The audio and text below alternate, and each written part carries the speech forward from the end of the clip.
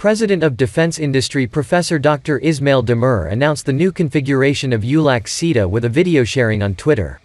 The new configuration, previously exhibited at fairs such as DIMDEX 2021, carried the YALMAN weapon system at the rear and 12.7 mm RCWS at the front.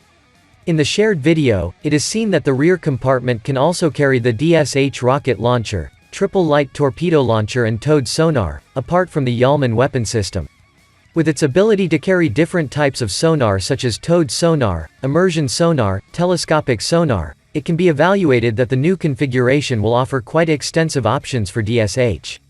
It is noteworthy that the domestic diesel engine is emphasized in the more modular configuration compared to the first produced configuration. As it is known, it was announced that ARES Shipyard and TÜMOSAN would cooperate on the use of domestic marine diesel engines in ULAQ SİDA. The new configuration will have a locality rate of nearly 90% in total. ARES Shipyard included images of ULAQ IDA electronic warfare configuration in its Twitter post regarding the visit of Ankara Military Attachés Union.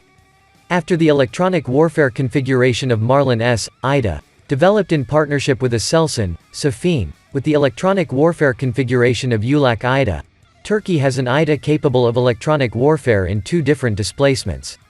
Speaking on unmanned marine vehicles at the International Maritime Security and Defense Conference held in Hamburg, Germany on the 7th to the 9th of September 2022, ARES Shipyard General Manager Utku Alonk gave place to the new surface warfare configuration for the ULAQ armed unmanned naval vehicle. The new design draws attention with its lower silhouette than the first shared design for the surface warfare configuration. There is also a parallelism with the FAMB series gunboats of ARES Shipyard in terms of the placement of weapon systems. Given the size of the launcher, the new configuration is likely to have a length of close to 24 meters. The low silhouette new design can be considered as a new option for attrition attacks due to the difficulty of detection and being unmanned.